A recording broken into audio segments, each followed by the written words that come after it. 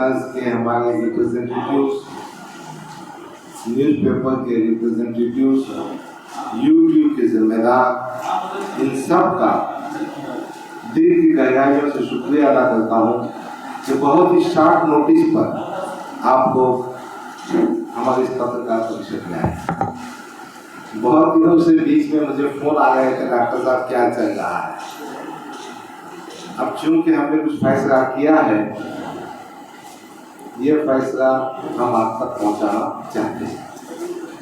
यकीनन मीडिया और तमाम टीवी चैनल्स और यूट्यूब ओपिनियन जो होता है, वो जो मैसेज देने का काम करते हैं, मैं आपकी अहमियत से, आपके काम से, दिल की गहराई से आपका एहतराम करता हूँ, यकीन करता हूँ। आपको इसलिए दावत दी कि आज ही मैंने मजलिस इत्तेहादुल मुस्लिमीन की जो महाराष्ट्र की कारगुजार पोस्ट थी, उसका इस्तीफा दे दिया है। मैंने इस्तीफा मोहतरम बैरिस्टर अशोक अवैसी के ईमेल पर, व्हाट्सएप पर डाल दिया है। अब हमारा मजलिस से रिश्ता टूट गया है। आपके जहन में सवाल पैदा होता होगा कि 10 साल का पुराना रिश्ता कैसे टूट गया, और ये बात क्यों कर पैदा हो गई कि डॉक्टर गफ्फार खान मजलिस छोड़कर बाहर निकल गया। ये जो सीक्वेंस ऑफ इवेंट्स है, इसकी जो क्रोनोलॉजी है, वो मैं आपको बताने के लिए इस प्रेस कॉन्फ्रेंस में आपको दावत दी। बीच में कुछ हमारे साथी नाराज भी हुए होंगे, हमारे परवेज भाई नाराज हुए होंगे, आप भी नाराज हुए होंगे। मैं मीडिया से बात करने को अवॉइड कर रहा, क्योंकि मैं चाह रहा था बहुत सारी बातें अपने अंजाम को पहुंचने के बाद आप तक पहुंचाऊं।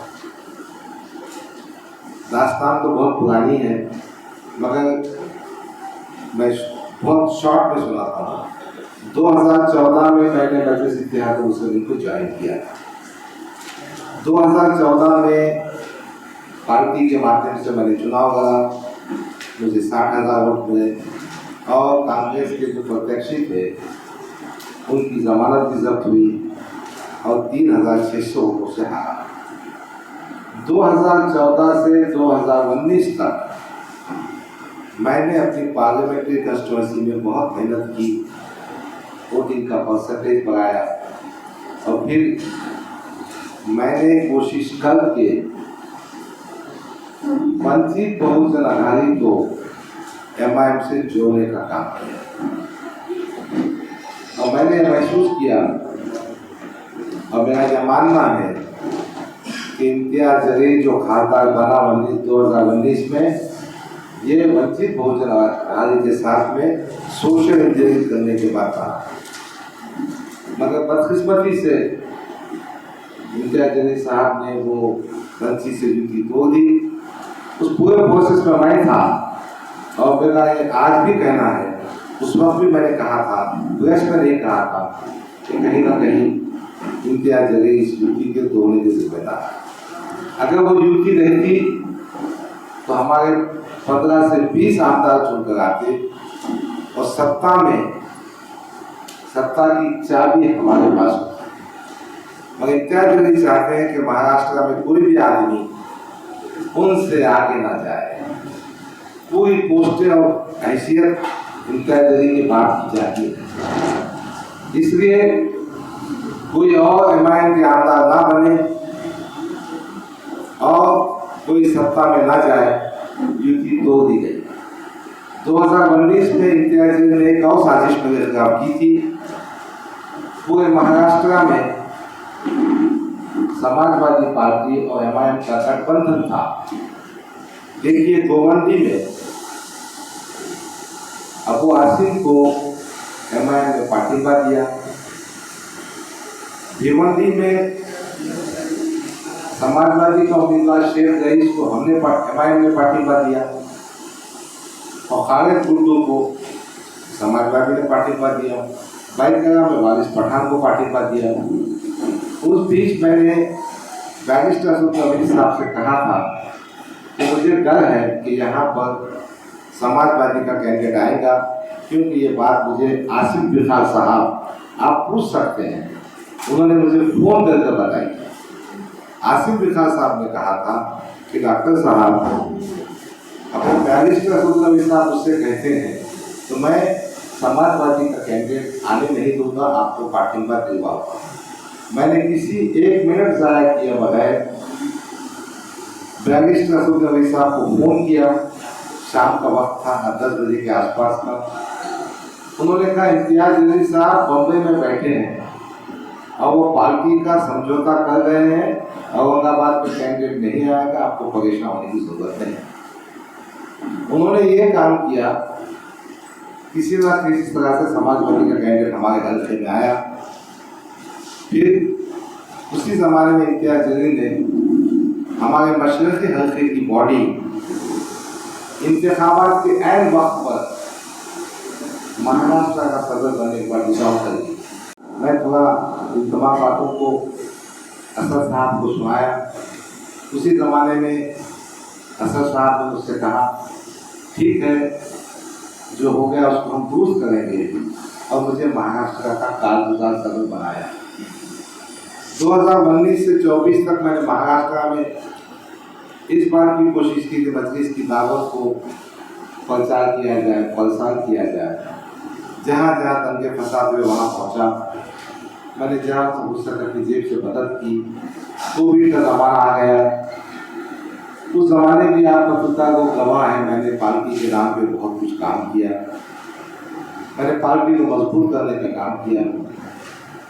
और हाइट तो ये है, जब असद साहब पार्लियामेंट के चुनाव प्रचार में यहाँ आए थे तो उन्होंने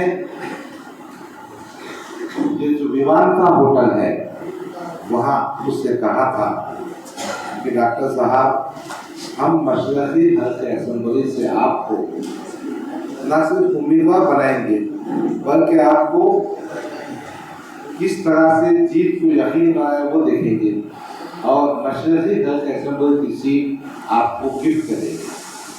और आपने देखा होगा जाते वक्त एयरपोर्ट पे फोटो है, असद साहब ऐसा मेरे लोगों का हाथ लगा रहे हैं और चूम रहे हैं और कह रहे हैं डॉक्टर हम तुम्हारी पूरी मदद करें। अभी 2024 के पार्लियामानी इंतखाबात के आखिरी दिन जब असद साहब शाम का प्रचार करके सुबह की फ्लाइट से हैदराबाद जा रहे हैं, होगी बात। फिर क्या हुआ, औरंगाबाद में वक्फ एक्ट के सिलसिले में एक मीटिंग हुई। उस मीटिंग में असद साहब ने 5 नाम डिक्लेयर किए। अब उसमें से कुछ लोग नए भी है, रईस लश्करी, शताब्दी भी काफ़ी जूनियर है, 2 तो सिटिंग एमएलएज है। इम्तियाज साहब का भी नाम डिक्लेयर कर दिए। मेरे मन में थोड़ा सा एहसास पैदा हुआ, क्या पार्टी अपने को टिकट देना नहीं चाहती। मैं कश्मकश में था। 21 सितंबर को मैं हैदराबाद पहुंचा। मैं असद साहब की गाड़ी के पास जाकर खड़ा रहा। मैंने असद साहब से गुजारिश की कि सर मोहतरम मुझे 3 मिनट 5 मिनट आपसे बात करना है। और फिर मैंने कहा मैं आपकी गाड़ी में बैठ जाता हूँ, आप आगे जा रहे हैं, जहाँ मेरी बात खत्म हो जाएगी मैं उतर जाऊँगा। सदर साहब ने कहा नहीं, आप शाम में मुशायरे में आ जाओ। अब मुशायरे में ठीक है भाई, जब अकेले में बात तो मुशायरे में क्या बात होगी। मैंने उनको बाद में व्हाट्सअप करा, उनके जवाब भी आए। उसका सारांश ये है कि आपने किस तरह से तय कर लिया कि मशरक़ी हल्के असेंबली से हम आपको उम्मीदवारी दे रहे हैं। How could you come to this conclusion that we are going to make a candidate for Aurangabad East Assembly constituency for 2024? मैंने समझ गया कि ये बात कुछ ठीक ठाक नहीं है। शाम के मुशावरे में नहीं गया, अलबत्ता सुबह के फ्लाइट से वापस आया 22 तारीख को, सोचते रहा। फिर हमारे अपराध खानदान नजदीक के दोस्तों से बात कहा। मैंने कहा खत लिख देते हैं, हमने उसी खत की कॉपी आपको दी है। उसका हमने मराठी में भाषांतर भी किया है, ट्रांसलेटर के हाथ से किया है। मेरी मराठी उतनी अच्छी नहीं है। अंग्रेजी का भाषांतर भी ट्रांसलेटर के हाथ से किया है और उसमें तमाम बातों का हमने जिक्र किया है। 23 तारीख के शाम में हमने असद साहब को ईमेल और व्हाट्सएप के जरिए ये लेटर को पहुंचा दिया। कोई जवाब नहीं आया। फिर 15 दिन गुजरने के बाद 8 तारीख को हमने तमाम लोगों की मीटिंग की, उसकी रिपोर्टिंग भी आपके सामने है। फिर उस वक्त भी कोई जवाब नहीं आया। हमारे जो चाहने वालों की, जो मुझ पर प्रेम करते हैं, उसमें कुछ उलमाए किराम भी हैं, धार्मिक शख्सियतें भी हैं। एक कहा हमारे तशरिया के सदर साहब ने हिमायत में अमल खत किया। ये उलमाए किराम और कुछ जिम्मेदार लोग असद साहब के मकान को पहुँचे, जहाँ पर उनको कोई खातिर खा रेस्पॉन्स नहीं दिया गया। मैं ज़्यादा ऐड नहीं करना चाहता, उलमाए किराम से आप बात कर लीजिए। उसमें से कुछ लोग भी प्रेस कॉन्फ्रेंस पे आना चाहते थे, उनको बड़ा डिसअपॉइंटमेंट हुआ। पर आप ये बातें होने के बाद अब हमने तय किया कि मशवरे के साथ हम अपने सियासी सफर की दिशा को तय करें। 8 सितंबर के बाद हमने मुख्तलिफ साथियों से, मुख्तलिफ हमारे जो ग्रुप्स हैं उनसे बात की और ये नतीजा निकालने के लिए थोड़ा वक्त लग गया। फिर हमने तय किया कि मजलिस इत्तेहाद मुस्लिमीन से अपने को दस्तबरदार हो जाना चाहिए, उससे अपने को राजीनामा दे देना चाहिए। और फिर हमने आज राजीनामा असदुद्दीन अवी साहब को भेज दिया है। उनको मिल गया है ईमेल के जरिए से, व्हाट्सएप के जरिए से। मैं आपको ये बताने के लिए हुआ हूँ, यकीनन ये बहुत दुख की बात है कि 10 साल से पार्टी के लिए कुर्बानियाँ देने वाले आदमी, खिदमत देने वाले आदमी, पैसे खर्चने वाले आदमी, अपने बाल बच्चों को, खानदान को नजरअंदाज करते हुए पार्टी के आदमी को असद साहब 5 मिनट का वक्त भी नहीं दे सके। और 2019 से 2024 तक इम्तियाज जरीब, 2014 से 2019 तक इम्तियाज जरीब मुसलसल हमारे खिलाफ साजिशें करते रहे कि किस तरह से हमारा सियासी नुकसान हो। इस पस मंज़र में मुझे ये इस्तीफ़ा भेजना पड़ा। ये बैकग्राउंड है, मैंने इस्तीफ़ा भेज दिया है और हमने आगे के सियासी सफर भी तय कर ली के बारे में भी तय किया है, डिसाइड किया है। वो भी बातें 2-3 दिन में आप तक पहुँचा दूँगा, ताकि जब चीज़ें मैच्योर हो जाती हैं, ताकि जब चीज़ें फाइनल हो जाती हैं तो उसके बताने में मज़ा है। वक्त से पहले बताने में कोई मज़ा नहीं है। मैं कांग्रेस हाईकमान के जिम्मेदारों से कांटेक्ट में हूँ, क्योंकि मशरक़ी हल्के असेंबली की सीट कांग्रेस के कोटे में आती है, जो महाविकास अघाड़ी का एक अंग है, एक हिस्सा है। बहुत सारी डेवलपमेंट होंगी। मेरे पास पूरे महाराष्ट्र से पार्टी के पदाधिकारियों का, पार्टी के चाहने वालों का फोन है। अभी अभी नांदेड़ से फिरोज लागा जो मराठवाड़े के अध्यक्ष हैं, एक माजिद बशीर साहब जो मराठवाड़े के सेक्रेटरी हैं, हमारे नागपुर के साथी हैं, हमारे विदर्भ के साथी हैं, मुख्तलिफ जिलों के साथी हैं, वो सब कह रहे हैं कि डॉक्टर साहब आपके साथ हम भी पार्टी छोड़ना चाहते हैं। आप जानते हैं आज से इलेक्शन के फॉर्म के भरने का टाइम शुरू हो गया है। टाइम बहुत कम है। मुझे भी मेरे इंतखाबी सिलसिले में भागदौड़ करना है। इन तमाम साथियों को मैं जमा किया होता और इंशाअल्लाह ताला मेरे इस्तीफा के बाद महाराष्ट्र में काफ़ी पद अधिकारियों के इस्तीफा की बारिश शुरू हो जाएगी, क्योंकि ये सब लोग जानते हैं कि इम्तियाज जरीब सिर्फ खुद को बड़ा करने के लिए देवेंद्र फडणवीस के इशारे पर मजलिस इत्तेहाद मुस्लिमीन को कमजोर कर रहा है। हमारी खुद बदकिस्मती है। It is unfortunate for me, I can not explain this thing to Asaduddin Owaisi. और असदुद्दीन अवैसी साहब के कान में जो जहर भर दिया इम्तियाज जलील ने, वो निकालने में नाकाम रहा। बहरहाल ये तमाम बातें आपके साथ शेयर करना थी। मैंने इससे पहले बहुत सारी बातें कही थी। मैं आपके साथ सुकून से बैठता हूँ। आपके जहन में जो भी सवाल होगा हम जनता में हमारी बात को पहुँचा सकते हैं। एक बार फिर मैं आपका शुक्रिया अदा करता हूँ। और आप में से किसी को जो सवाल पूछना है एक के बाद एक पूछिए। मैं कोई बड़ा नेता नहीं हूँ, मैं बहुत छोटा नेता हूँ और आपके बीच में रहता हूँ, इसलिए आप बात तो खत्म हो। सवाल पे आ जाता हूँ। आपने जो आरोप किया है की इम्तियाज जलील हे देवेंद्र फडणवीस यांच्या इशाऱ्यावर नसतात, तर हे इशारे कशा कशा स्वरूपाचे असतात, आतापर्यंत किती वेळा इशारे केले गेलेले आणि त्याच्यातून काय काय झाले आतापर्यंत? देखो, जिस हल्के असेंबली से मैं इलेक्शन कंटेस्ट करता हूँ वहाँ देवेंद्र फडणवीस का चहेता अब्दुल साहब इलेक्शन लड़ता है। अभी 2019 में युति जो टूटी, मेरा मानना है कि देवेंद्र फडणवीस साहब की मदद करने की युति टूटी। अभी एक छोटी सी मिसाल देता हूं मैं तुमको। अभी 2019 में अतुल सावे वंचित से युति होने के बाद बहुत परेशान था। तो हमारे जो असेंबली कॉन्स्टिट्यूएंसी की जो ऑर्गेनाइजेशनल बॉडी थी, इलेक्शन से 1-1.5 महीना पहले इम्तियाज जलील ने महाराष्ट्र गवर्नर बनने पर डिसॉल्व कर दिया। ऐसी क्या इज्जत थी इम्तियाज जलील को डिसॉल्व करने की? सियासत हमको भी समझती ना भाई।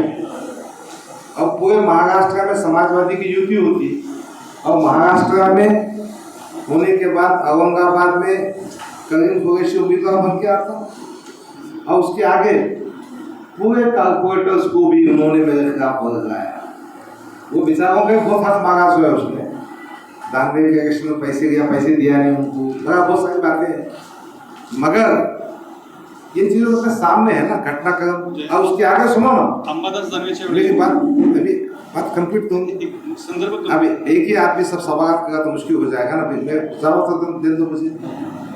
अभी देखो ना, मशरक़ी हल्के असेंबली में पार्लियामेंट में 89,000 वोट एमआईएम को मिले। अब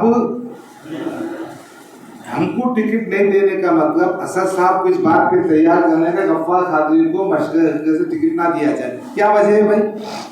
वजह सिर्फ इतनी है, एक सक्षम ताकतवर उम्मीदवार या तो ना आए या तो उनकी खुद की नीयत थी कि मैं वहाँ आ जाऊँ। अभी तो मेरा मानना यह है कि एमआईएम, ये तो उनका डिसीजन है, एक कमज़ोर कैंडिडेट देना चाहिए ताकि कहीं ना कहीं अतुल सावे की मदद हो। अभी मैं आपको छोटी सी मिसाल देता हूँ। चांदीवली में आरिफ नसीम खान के खिलाफ इमरान कुरैशी को खड़े करे, 800 वोट दिया। आरिफ नसीम खान 399 वोट से हारा। अभी कामठी में जो बावनपुरे साहब की कंस्टिट्यूंसी 2019 में आएगा, शकीबुर रहमान बैठा था मैं यहाँ, नया कामठी में रहता है, आएगा प्रेस में भी आके कहेगा। इम्तियाज जलील ने जबरदस्ती टिकट दिया ताकि कामठी की सीट, मेरा आपके माध्यम से कहना है, ये अपने आप को शाहगंज का टावा बहादुर बोलता लगता, अगर तेरे में दम है जा फडणवीस के खिलाफ साउथ वेस्ट नागपुर से चुनाव लड़। नांदेड़ चुनाव की क्या बात करेगा?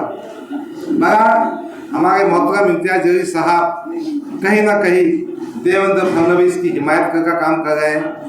मैंने तो इससे पहले भी कहा था कि हम में से किसी का फ़ोन तो उठाते नहीं, मदद तो करते नहीं, उनकी मदद करते हैं। बहुत इंस्टेंसेस है भाई, चल इंशाल्लाह हो जाएगा। अगर कांग्रेस से टिकट इलेक्शन तो वहीं से आपने बोला कि इलेक्शन में पैसे दिए गए कितने पैसे मिले थे? नहीं, सुनो। कितने पैसे बांटे थे? सुनो, ये दानवे साहब का अंबादा दानवे का जो विधान परिषद का चुनाव था ना, तो मेरे पास कुछ कारपोरेटर्स पहुंचे थे। उनकी शिकायत ये थी, ये पट्टे ने होलसेल में सौदा करके रख दिया। कितने में हाँ सुनो ना, मुझे एक्सैक्ट फिगर नहीं मालूम।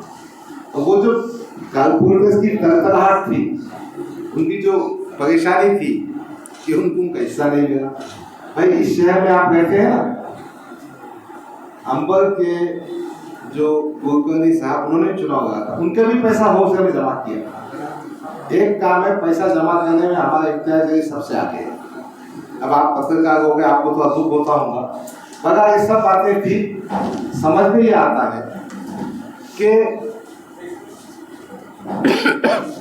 इन तमाम बातों के साथ साथ वो हमको और खासतौर पे पार्टी के उन लीडरों को टारगेट कर रहे हैं जो कभी सियासी खत्म से आगे जा सके। सवाल दूसरा ये है कि आपने कादरी साहेब वो असं आहे की एमआयएमला भाजपाची बी टीम म्हटलं जातं, हे खरं आहे का? एमआयएम भाजपाची बी टीम आहे की इम्तियाज जलील भाजपाची B team? Imtiaz Jaleel responsible है, इम्तियाज जलील मैन्युफैक्चरर है, इम्तियाज जलील कॉन्स्पिरेटर है, इम्तियाज जलील चीटर है। अभी तो आन दो स्टेज, अभी चुनाव तो हो तो शुरू, अभी भी सिवाय सेटिंग के कोई काम ही नहीं है भाई। अभी एक भाई की बात करूंगा, तुम्ही असं बोलताय, ठीक आहे. तुम्हाला तिकीट मिळालं असतं तर तुमची हीच भाषा असली असती. ऐकून घ्या, टिकट एक सेकंडरी विषय है। आदमी का आत्मसम्मान, क्या होता है, सेल्फ रेस्पेक्ट, उर्दू में कहते हैं इज्जत रस होता है। मेरा बेटा मेरे बाजू बैठा है, कभी पॉलिटिक्स में मैं आता नहीं, वो इम्तियाज जलील का अपना स्टाइल है बेटे भाई को आने का। मेरा दामाद मेरे बाजू बैठा है, डॉक्टर उमर खादरी है जो प्रोफेसर ऑफ मेडिसिन है। इनको भी इम्तियाज जलील ने अपने कारपोरेटर से तकलीफ दी थी। मेरा बेटा पॉलिटिक्स में आना भी नहीं चाहता, पॉलिटिक्स में है भी नहीं। उसने मुझसे कहा, अब्बा जी इतनी जिल्लत और बेइज्जती बर्दाश्त करने के बाद भी आप उस पार्टी में रहते हैं। अगर असदुल नबी साहब हमारी बात सुनते रहते और हमारे जो ग्रीवेंसेस है उसको एड्रेस करते तो शायद ये नौबत नहीं आई। आपके पास जो सवाल है कि टिकट नहीं मिला इसलिए एमआईएम के खिलाफ है, देखिए मैंने एमआईएम का फॉर्म भी नहीं भरा, मैंने टिकट की मांगनी भी नहीं की। मेरा असल विश्वास ये है कि जब महाराष्ट्र के वर्किंग प्रेसिडेंट को आप 5 मिनट वक्त नहीं देते तो जो पद अधिकारी जिनको मैंने नॉमिनेट किया है उनकी हालत क्या होगी। अगर सबकी किस्मतों का फैसला इम्तियाज जलील कर रहा है तो जो मेहनती, वफादार, ईमानदार लोग पार्टी में आए हैं उनका क्या होगा। मैंने कई लोगों को जोड़ा, मैंने उनको साथ में लेके आया। अब इनकी हालत ऐसी है कि इनके कहने पर बैरिस्टर साहब हमको 3 मिनट भी बात नहीं करते, तो मैं उनको क्या इंसाफ दिला सकूँ। टिकट तो बहुत छोटी चीज़ है जी, मैं समझता हूँ आमदार बनना नहीं बनना वो किस्मत की बात है। ऐसे वैसे कैसे कैसे हो जाते और कैसे कैसे ऐसे वैसे हो जाते, उसकी बात मत कीजिए। उल्टी चोर भी, चिंदी चोर भी, कुछ भी हो जाते, टिकट की कोई बात नहीं है। अल्लाह ताला ने मुझे बहुत इज्जत दी है, इंशाअल्लाह ताला मैं अपनी बिहार को, अपनी इज्जत को, हे बघा तुम्ही याचा प्रतिसाद निवडणुकीमध्ये पाहू शकता। आता मी तुम्हाला सांगतो, एमआयएमला जे मानणारा गट आहे तो आहे 18 to 30 इयर्स, त्यांची वय 18 ते 30 वर्षापासून। मी एक ऑफिस उघडलेलं आहे मदनी चौकवर, छोटू चौक कंपाउंडवर। 100-150 ये नौजवान बच्चे आ गए भाई। मैं नवाबपुर में सिर्फ चाय पीने गया तो 150-200 बच्चे जमा हो गए। होटल में गए तो होटल की चाय खत्म हो गई। अभी मेरे पास मुस्तकिल फ़ोन है, मैं दिल्ली में गया था, चूँकि अपने को सियासी तौर पे कुछ चीज़ें तय करना है, यहाँ नहीं था, आज सुबह की फ्लाइट से वापस आया तो बड़ा ये बच्चों के इतने फ़ोन हैं। अच्छा वो सब जानते, देखो इमोशनली एक स्टेज तक आप उनको अपने साथ ले जा सकते हैं, मगर मेरा ऐसा मानना है कि आज के जो नौजवान हैं वो कहीं ना कहीं चीज़ों को समझ गए हैं और वो बड़ा गठ अपने साथ में खड़ा हुआ है। उन्होंने यहाँ तक कहा, भाई सुनो, तुम अपक्ष खड़ो, कोई भी पार्टी से करो, तुम्हारा साथ है। वंचित सोबत युती उठण्याचं कारण नेमकं थोडं सविस्तर सांगा. पहला पत्र इम्तियाज जलील जो लिखा था प्रकाश अम्बेडकर को, उसकी कॉपी मेरे पास है। काय होतं? एक मिनट में बात कंप्लीट करता हूँ। वो वंचित की पहली मीटिंग असदुद्दीन अवैसी साहब के साथ में कुछ 25-26 जून 2019 को उनके बंगले पर दिल्ली में हुई। मैं, इम्तियाज जलील, प्रकाश अम्बेडकर, असद साहब, 4 ही आदमी थे। उन्होंने कहा सीटों के बारे में इम्तियाज जलील खत लिखे। प्रकाश अम्बेडकर का जो मुकाम है हमारे मेरे दिल में, मैं उनको आज भी बहुत बड़ा नेता, बहुत बड़ा मानता हूँ। एक तो प्रकाश अम्बेडकर साहब बाबा साहब के नातू है और वैचारिक तौर पे बहुत मैच्योर आदमी है। अब चूंकि उस दिन तय पाया था तो इम्तियाज जलील ने जो खत लिखा, चुन के आने तक तो बोलता था प्रकाश साहब मैं आपका हाथ पकड़ के जाऊंगा। प्रकाश अम्बेडकर हमारा नेता है। प्रकाश अम्बेडकर की वजह से 1,50,000 वोट मिले। किसका उन्हें दिया? प्रकाश अम्बेडकर। पहला एड्रेस दिया प्रकाश अम्बेडकर, मुझसे बोले how he is addressing to me. और पहले ही खत में कहा कि हमको 125 सीट होना चाहिए। मगर प्रकाश भाई से जिस तरह से ट्रीटमेंट किया गया, क्या होता है आदमी को, जब आप बहुत बड़ा भाई आप गोद में उठा लेंगे। इम्तियाज जलील साहब उनकी तारीफ में, और जैसे ही अपना काम निकल गया, तुम कौन मैं कौन। आप देखो ना 19 से 24 तक कभी इम्तियाज जलील ने अपनी स्पीच में कहा कि वंचित का मेरे पे एहसान है, वंचित में से मैं मेरा पालन करा। बताओ एक स्पीच, बताओ ना एक स्पीच तो। यानी एहसान फरामोश है। मगर इतनी बात है, जहाँ पॉलिटिकल जरूरत पड़ती ना, बराबर जाके घुटने टेकता पाँव पड़ता। देखो मराठा रिजर्वेशन के बारे में मराठा क्रांति मोर्चा निकला था और कई मोर्चे निकले थे। ये मेंबर ऑफ असेंबली था, इसने पार्लियामेंट में भाषण किया था। मराठा क्रांति मोर्चे में जो मोर्चे चलाने वाले लोग हैं, वह फॉर्च्यूनर गाड़ी है, वह लैंड क्रूजर है, इनको क्या रिजर्वेशन की जरूरत है? असेंबली का भाषण देख लो जी।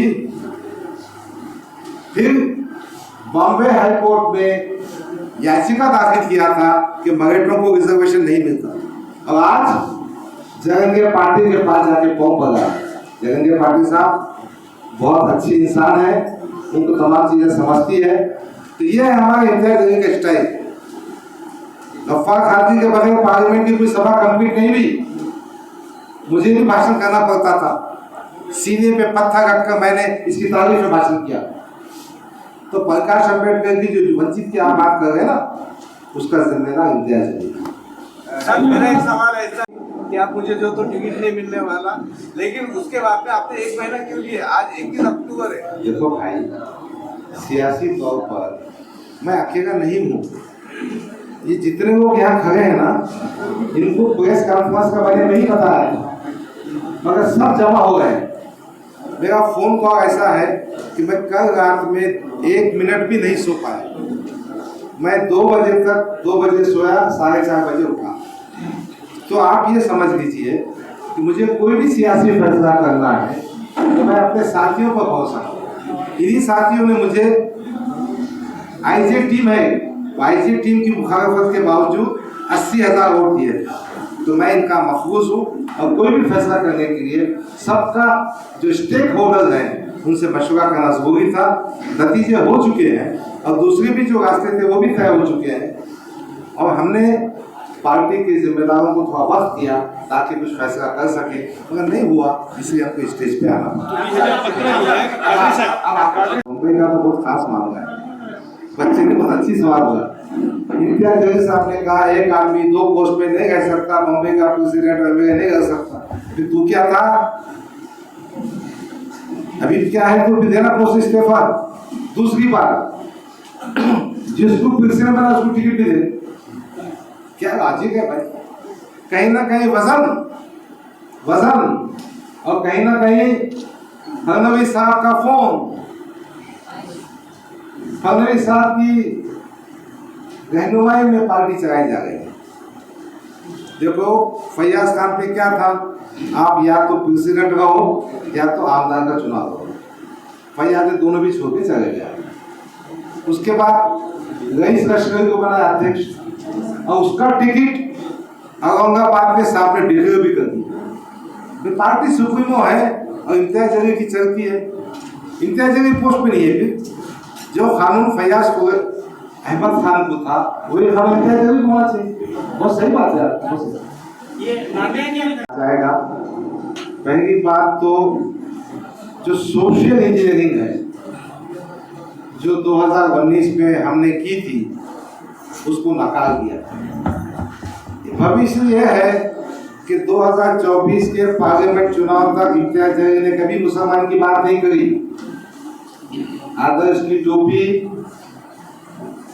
वो आदर्श के वास्ते को बचाना कोशिश में रहे। मैं जैसी पार्लियामेंट इंतखाब हार गए, अब मुसलमानों की बात भी हुई, मुसलमानों का काम भी हुआ। अब देखो ना, पैगंबर साहब की शान में जो गुस्ताखी हुई उसके वास्ते एक बड़ा रैली लेके जो पूरे भारत की न्यूज बनी। और उससे 2 दिन पहले संजय सिरसाट जो एकनाथ शिंदे की पार्टी का है, वो संजय सिरसाट जिसने कहा रामगिरी महाराज का बाल भी बिका नहीं होगा, उससे जाके गले मिल गए, मिठे खिला गए। और ऐसा गले मिल गए, अगर कोई मुसलमान अपने धार्मिक पैगंबर मोहम्मद सल्लल्लाहु अलैहि वसल्लम की जो इज्जत पे छींटे उछालेगा, देखना पसंद नहीं करता, क्योंकि उसके घर को जाएगा, मिठाई भी खा रहा, गले भी मिल रहा, चिटक रहा भी।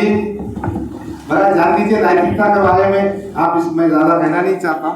डिक्लेयर कर अभी तो भैंस पानी में है। अभी कांग्रेस पार्टी का अपने को अपनी एंट्री भी नहीं दी। अपन ने पार्टी की ये रिजर्वेशन दिया है, इसलिए दिया है कि उस पार्टी में एंट्री करने का है। उसके बाद वहाँ की जो हाई कमांड है या महाराष्ट्र की जो हाई कमांड है वो अपने टिकट का तय करेंगे। जब उम्मीदवार बनेंगे तो भी प्रकार के पास जाके अपन मदद की दुआ बात करें। इससे आपका जो सवाल है ना वो जवाब आएगा इंशाअल्लाह। ये ढीला ढाला है, ये कुछ काम का नहीं है। 22% मुसलमान है पार्लियामेंट कांस्टिट्यूंसी। देखो हकीकत यह है कि ये देश में राजनीति समाजों के सभी क्रम पे चलती है। 22% पे तुम अखाड़ा बनना चाह रहे, 13%, 14% जो वंचित था उसको हटा दिए। और फिर बोलते एक मुस्लिम एमपी को ऐसा हो गया, यानी मुसलमानों में सिर्फ एक ही एमपी मुसलमान का है, बाकी जो मुसलमान के लीडर है वो मुसलमान है कि नहीं, उसमें क्वेश्चन मार्क। नादे का जो तुम बात कर रहे हैं ना वो डराने के वास्ते है। मुझे तो यहाँ का रिपोर्ट मिली है, वो डरा इस वास्ते जा रहा है कि कांग्रेस पार्टी में प्रेशर आया जाए कि रफाल गांधी को पार्टी बना दिया जाए। बेटे सामने दूध का पानी करूंगा। अब सुनो, मैं आपके माध्यम से कहना चाह रहा हूँ कि इम्तियाज जलील साहब आ जाएंगे बच्चों हमारे बच्चे। वो असल में खामोश इस बात से बैठे कि कौन सी कंस्टिट्यूंसी सेफ है। एमआईएम का कोई चुनकिया होकर आपको भागने जाओ, इसको आमदार बनने का है बस। डॉक्टर सर कांग्रेस तो हमने तय किया है। अभी हम कांग्रेस के पास इस उम्मीद से है और बातचीत हो रही है कि हमको टिकट दिया जाए। और ये बात भी बिल्कुल सही है कि इलेक्शन जीतने के वास्ते करने का है, इसको जिताने के वास्ते नहीं करने का। और आप देखेंगे इंशाअल्लाह ये इलेक्शन जीतने के लिए पूरी ताकत से